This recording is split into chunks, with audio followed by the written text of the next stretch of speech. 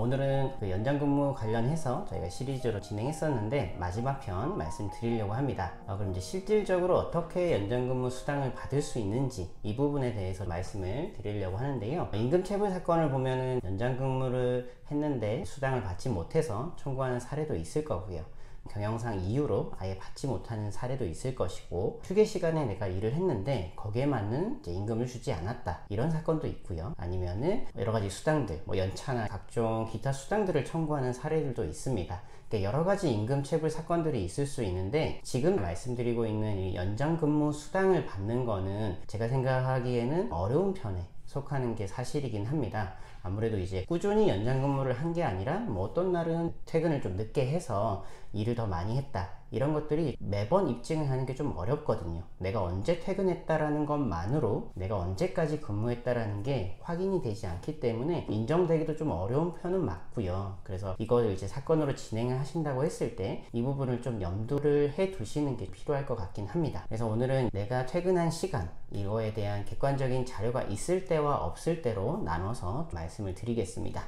일단은 퇴근 시간들이 확인될 때, 요즘은 이제 퇴근하실 때 퇴근 카드를 찍으면은 ERP 계정이나 이런 것들에 다 반영되는 회사들이 있더라고요. 그래서 내가 퇴근한 시간 자체는 객관적으로 남아있다 라는 부분에서 한번 말씀을 드릴게요. 이런 경우는 그래도 일일이 내가 언제 퇴근했다라고 자료를 정리할 필요는 없다 보니까 좀 쉬운 부분은 있긴 합니다. 근데 여러분들이 아셔야 될 것은 퇴근한 시간이 나의 근무 시간이다, 이렇게 바로 인정이 되지는 않는다는 거죠. 좀 치사한 경우는 있겠지만은 일부 사례에서는 퇴근하기 전에 일을 계속 하고 있었는지를 어떻게 알 수 있느냐, 이런 게 문제가 됐던 사례들도 있었고, 어플이나 이런 것들을 통해 가지고 퇴근 시간을 입증한 사례들도 보면은 외부에서 저녁 식사를 하고 와서 어플로 기록을 할 수 있는 거 아니냐, 이런 부분들이 좀 문제가 됐습니다. 근데 이런 것들을 여러분들이 극복을 하시려면은 가장 좋은 것은 혼자서 하시는 것보다는 여러분들이 같이 진행하는 게 좋습니다. 회사의 특정 사정으로 인해서 연장근무가 필요할 때는 본인만 연장근무를 하시는 게 아니라 회사 전체가, 아니면은 특정 부서, 팀이 같이 연장근무를 할 때가 많이 있을 겁니다. 그럴 때는 혼자서 진행하시는 것보다는 기록들을 보면은 이분도 이렇게 우리 팀이 함께 연장근무를 했다라는 게 확인이 될 수 있거든요. 세 분의 퇴근 시간이 평소보다 2시간 늦게 카드가 찍혀 있다 라는 것들을 통해 가지고 그때 우리 팀은 2시간 연장 근무를 했습니다 라고 충분히 입증을 할 수가 있는 것이죠. 그래서 이런 경우들이 보통 문제가 발생하는 거는 이제 연장 근무를 하기 전에 이렇게 신청서를 쓰는 회사들이 요즘 많이 있습니다. 근데 이런 신청서를 내지 않고 갑작스럽게 연장 근무를 해야 될 때는 이런 다툼이 있을 수 있거든요. 그래서 내가 미리 신청하지 않았는데 연장 근무를 했다, 그리고 수당을 받지 못했다 라고 생각이 드신다면 1차적으로는 객관적 기록을 남겨두셔야겠죠. 그래서 본인 전산 기록을 통해 가지고 내가 카드를 찍은 시간들을 확보를 하시고, 그리고 이 당시에 같이 근무했던 분들을 메모를 해주시는 게 좋습니다. 그래서 누구가 같이 퇴근을 했었다, 아니면 같이 남아서 일을 했었다 라는 부분들을 메모를 하셔가지고 함께 진행을 하거나 그 사람의 기록을 본다면 충분히 아실 수 있다고 근로감독관한테 이야기를 해주시는 게 좋을 것 같아요. 그래서 이렇게 기록 남아있을 때는 본인 기록뿐만 아니라 다른 사람의 기록을 활용하셔가지고 이때 근무를 했다라는 점을 입증하시는 것을 추천드리겠습니다. 그리고 두 번째로는 근무시간 기록이 없을 때, 회사의 규모나 특성상 카드 찍거나 이런 게 없는 경우들이 많이 있습니다. 그럴 때는 어떻게 입증을 해야 될지 한번 생각을 해보시면은 결국 간접적인 자료밖에 없거든요.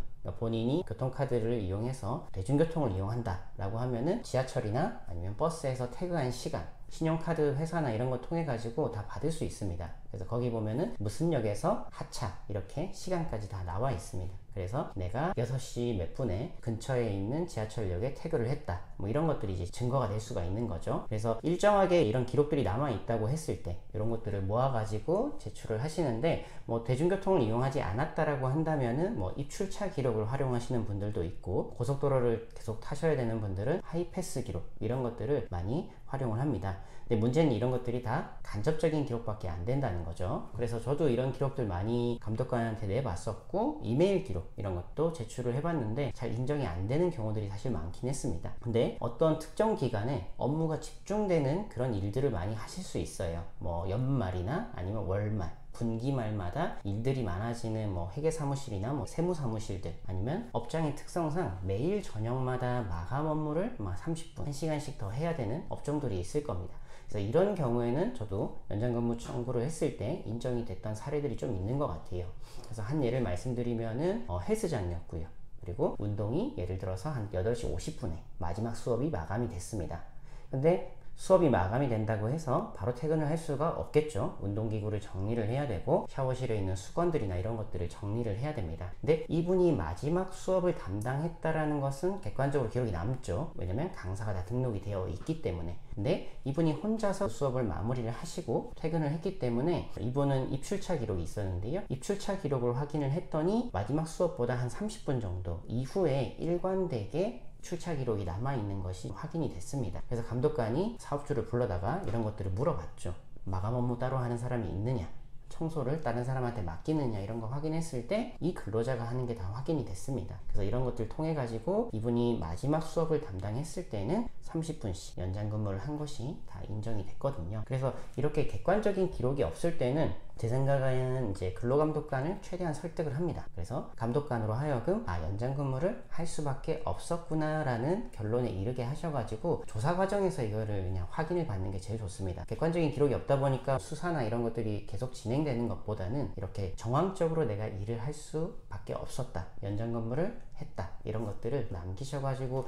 감독관이 사업주에게 물어봤을 때 연장 근무한 게 맞다, 몇 분 정도 남아가지고 마감하신 게 맞다 라는 진술을 이끌어내는 게 가장 좋을 것 같아요. 그래서 이렇게 두 가지로 나눠서 한번 살펴봤고요. 그럼 이제 우리가 어떻게 청구해서 받을 건가 말씀을 드리면은 크게는 두 가지가 있습니다.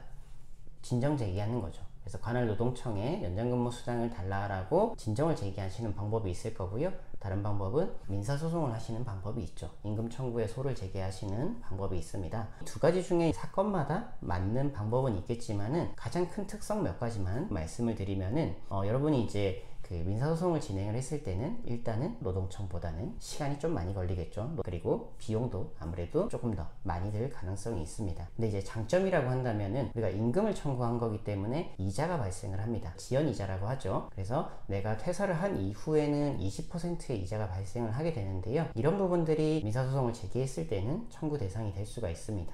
그리고 소송의 특성상 양쪽이 제출한 자료는 다 법원에 보관이 되죠. 그러다 보니까 이 상대방이 무슨 자료를 제출했는지도 다 확인을 할 수가 있어요. 근데 노동청 같은 경우는 감독관이 그걸 절대 안 보여줍니다. 수사 중이니까 이것을 공개할 수 없다. 그래서 상대방이 어떤 식으로 반박을 하고 있는지, 어떤 자료를 내서 이걸 부정하고 있는지에 대해서 알 수가 없다 보니까 좀 답답하신 부분들이 있을 수가 있습니다. 그래서 이런 부분들이 있기 때문에 내가 상대방이 낸 자료를 다 보고 싶다, 확인하고 싶다고 한다면은 소송을 제기하셔가지고 그런 것들을 다 열람하시고 반박을 하시는 방법을 취할 수가 있을 거고요. 그리고 끝으로는 소송 같은 경우는 이제 변호사 보수가 법적으로 이렇게 보장되는 부분이 있죠. 그래서 여러분이 승소를 하셨을 때 일정 정도 비용을 패소한 쪽에 청구할 수 있다는 점이 있을 수가 있고요. 그리고 시효 문제도 있습니다. 많이 헷갈려 하시는 부분이 있어서 저희가 이전에 영상으로도 말씀을 드렸는데 노동청에 진정을 제기한다고 해서 소멸시효가 중단되지 않습니다. 임금 같은 경우는 3년이 지나면 청구를 할 수가 없는데요. 노동청 진정을 제기했다고 그 기한이 멈추는 게 아닙니다. 그래서 진정 제기했다고 시간이 많이 지나버리면은 내가 민사적으로 청구를 못하는 경우도 있기 때문에 이 점을 아셔야 되는데, 소송 같은 경우는 내가 청구한 순간부터 이제 소멸이 더 이상 되지는 않습니다. 이런 차이가 있기 때문에 내가 퇴사를 하신 지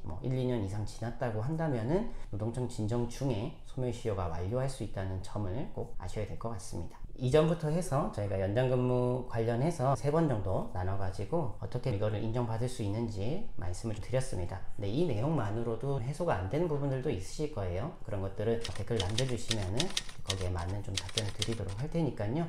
보시고 최대한 여러분들이 일을 하신 대가를 받으시면 좋을 것 같고, 그리고 가장 좋은 것은 회사의 절차 만드는 게 가장 좋습니다. 연장근무에 앞서가지고 신청하고 승인받고 그거에 대한 수당받고, 이것이 가장 확실하기 때문에 그런 절차가 없는 경우라면은 그런 절차를 만드셔가지고 다툼의 여지를 없애는 것이 가장 좋다는 말씀 드리면서 오늘의 영상 마치도록 하겠습니다. 감사합니다.